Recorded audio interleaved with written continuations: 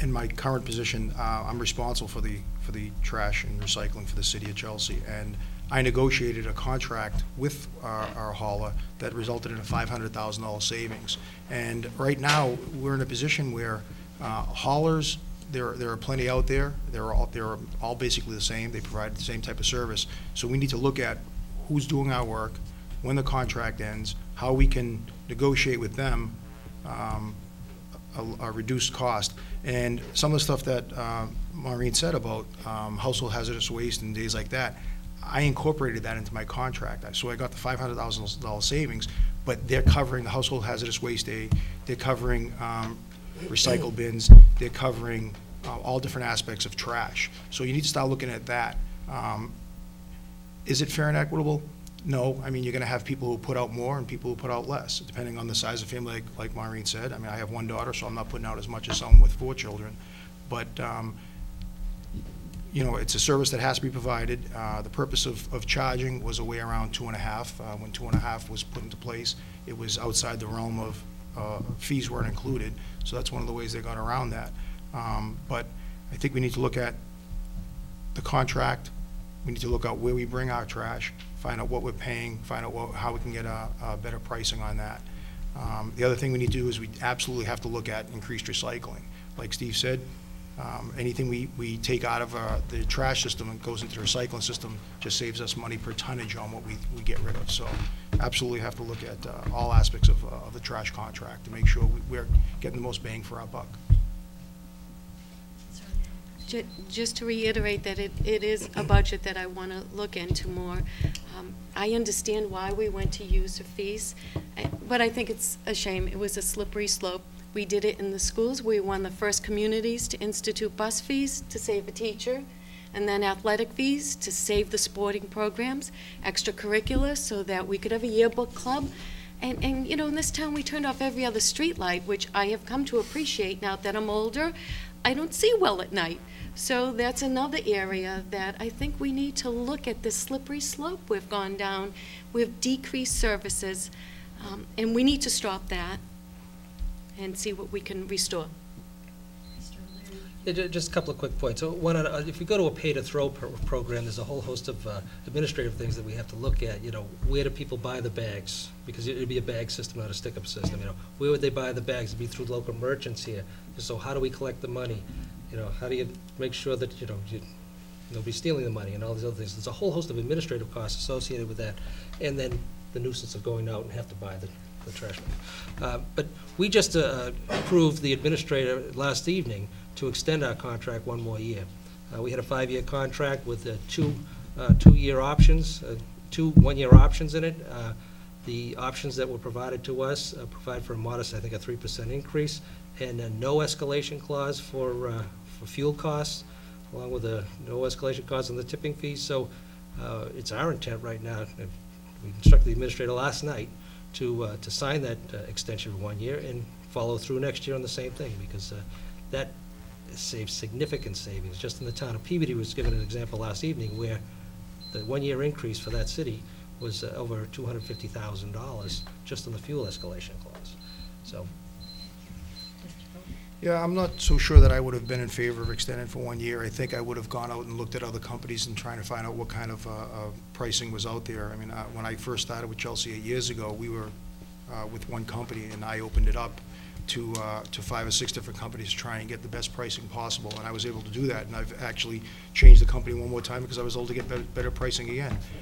It's all about the bottom line and how we can save dollars. And if we go out and look at competition as opposed to just handing it over to one company every year, you're not going to get that better pricing, because they're going to assume that they're married to the town and they own that service. So I think we have an obligation to make sure we go out, look at other companies, other services, what they're providing, and what we can get for our dollar. I don't think handing it to the same company every year is the right way of handling that. So I think we need to start looking at other companies, and you know what, they may come in at the best price, and if they do, that's great, but we have to get the best price possible in an effort to save money.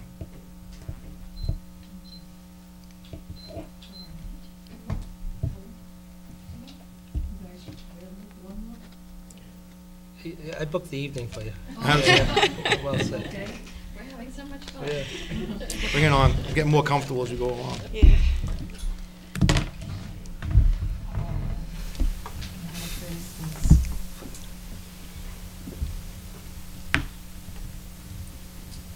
Want me to ask? You can switch for another one. What would you do to strengthen positive relationships, working relationships among all the working boards within town? Okay. I think that's you. Is- Who's it? Oh, and I'm sorry, Mr. O'Leary. Oh, I'm sorry. Okay. Okay, let me tell you what we've done. I mean, first of all, from the Board of Selectmen's standpoint, we have liaisons from each member of the board serves as a liaison to various boards, committees, and commissions. That fosters a very good working relationship as to, what's taking place with each board, committee, and commission that's appointed by the board and also elected at large. Those types of liaison relationships keeps the line of communication open so that the board is well aware as to what the workings are of each board, committee, and commission. I mean, so that's essential. Again, the finance planning team is the prime example of how it works and how it can work and how it should continue to work. Again, I was on the board when we had down and out battles on town meeting floor over dollars, as how we were going to split it. And we just couldn't come to a consensus, and actually town meeting ended up being the referee and making the decision, which was the wrong way of doing it. And that's when the finance planning team thing was put together. And since then, there's been near unanimity in the support of the omnibus article, which is the entire town budget, which it goes through with one vote, unanimity on it, because the Board of Selectmen, the Finance Committee, and the School Committee are working together.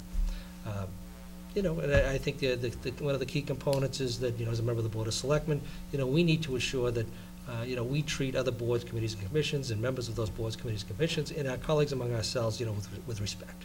And so we need to continue to work on that. We need to monitor our own behavior and make sure that, those things work, because everybody's a volunteer here. This is what a lot of people forget, is that, nobody's getting paid around here, to serve on these boards, committees, and commissions. And it's a real sacrifice that's being made, not just by the individuals here, but by their families. And there needs to be greater appreciation for that, not just from the general public, but those of us that are serving here. We can't lose sight of the fact that everybody's putting in their time, everybody's well-intended, everybody's trying to do the right thing, for the community.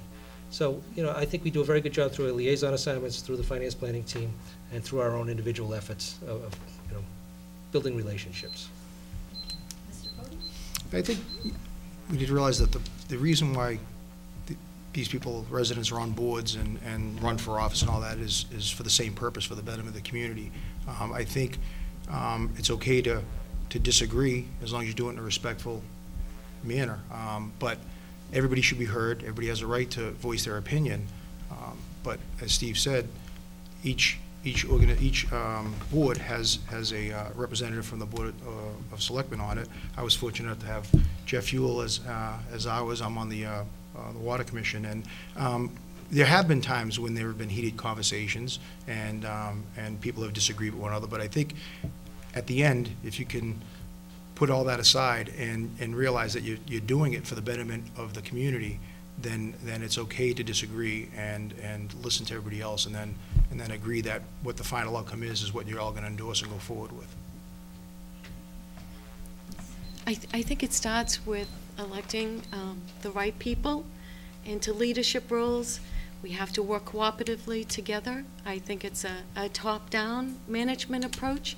In my experience working on the school committee with Superintendent Troughton, we adopted a model of subcommittee work, and that was what kicked off a finance planning team, which was sorely needed because those were the years of contention between the school board and the school Board of Selectmen. I served for 6 years on the finance committee, and there's a reason the finance committee table is in the center on town meeting floor, because they kept the two committees apart. I applaud the efforts of the finance planning team members for continuing that great effort, and the direction of the town administrator and the superintendent playing a very important role. But in the school department, we also had a model where we involved and engaged our constituents, the parents mainly. And we started, in addition to PTAs and school governance councils, we had a parent financial planning team. And the point was to receive input and to educate. And we took that model to our negotiations with all of our employee groups in the school department. And it's one of the reasons why our teachers were so willing to take a 0% one year, is we educated them. The more we go out, we educate people about state receipts, town spending, the more the spirit of cooperation just grows and grows. In the school department, we had that cooperation with recreation and building a beautiful turf field. We had it with a group of parents that built the tennis courts. That kind of cooperation is from top down, and it starts with the example set with our elected officials. Mr. O'Leary, do you have any further comments? No, I'm fine, thank you. Mr. Fode? No. How's it? I'm set. Okay. I think we'll wrap it up with the questions at this point, and I will ask you to now consider that the voters are going to be going to the polls, and as they consider casting their votes, what would you like to leave in their minds as you make your closing statement? You each have up to 5 minutes, and we will begin with Mr. Fode, progressing in alphabetical order. Thank you. Like I said earlier, like many of you, my wife and I have committed to this town by buying a home and choosing to raise our daughter here. I want the best for my family, as I do for all my neighbors. Since moving to North Reading, I have volunteered in many different ways. As a member of the softball and basketball board of directors, I've coached teams. I've been a member of the Fiscal Advisory Committee and chairman of the Water Commission. And I think there's more that I have to offer. North Reading is going through some growing pains right now, and I believe that we can preserve the residential character of this town while still encouraging economic growth, promoting public safety, improving our infrastructure, and enhancing our overall quality of life. The challenge in doing so starts with being financially responsible and collectively deciding where this town is headed. We need to plan for our future and then methodically carry those plans. The decisions we make today will define the identity of the town for years to come. When I drive down Route 28, I get discouraged at the number of commercial vacancies that have occurred over the last several years. I am disappointed when I see other communities securing desirable development projects. As community leaders, it is our responsibility to make this town a worthwhile investment for businesses, small and large, and to do so in a manner that does not impair but greatly advances all else we hold important in North Reading. We need to find the resources to support public safety and undertake critical infrastructure projects, from roadway improvements to the building of new schools. Those efforts will allow us to promote the quality of life we all want to nurture here, so that our kids will get a great education, our families can afford to maintain their homes, our seniors can enjoy their golden years, and our businesses can thrive. All of that comes as a result of managing our finances wisely and then coming together to create a vision that is inclusive and implementable. I want to help foster all of that and continue to join with so many others in contributing to a North Reading we can continue to be proud to call home. Before deciding to run for office, I reviewed the duties and responsibilities required of a selectman and realized that I've been performing the very same functions for the last 22 years as a municipal official and as a member of the MWRA Board of Directors. As Director of Public Works, I am required to institute policies and procedures which affect the city residents. It is my responsibility to establish the mission of the department in response to assessment of community needs. In addition, I am a member of the City Manager's senior staff, where I contribute to the discussion and ultimate strategy around numerous issues, from operating budgets to community planning. In my position at the MWRA, I am responsible for the review and oversight of the $640 million budget to ensure that the 20 million ratepayers are getting effective and efficient services. Augment all of this is my experience at the State House, where I learned the fundamentals of the legislative process and have been able to utilize the knowledge to help me contribute to initiatives that have required cooperation and negotiation amongst many levels of government. I believe my background provides me the experience to be an effective selectman in North Reading. I thank you. Ms. Hardy-Vaca? Thank you, and I would like to thank the League of Women Voters for hosting this evening's event, and you, Ann, for traveling from North Andover. My name is Maureen Vaca, and I am a candidate for Board of Selectmen. I hold a bachelor's degree in business financing, and I'm currently employed as a lobbyist, working with legislators on issues and budgets. I'm also a lifetime member of the Massachusetts Association of School Committee Members, lobbying for education on the national and state level. My husband Jim and I have lived in North Reading since 1986. Many of you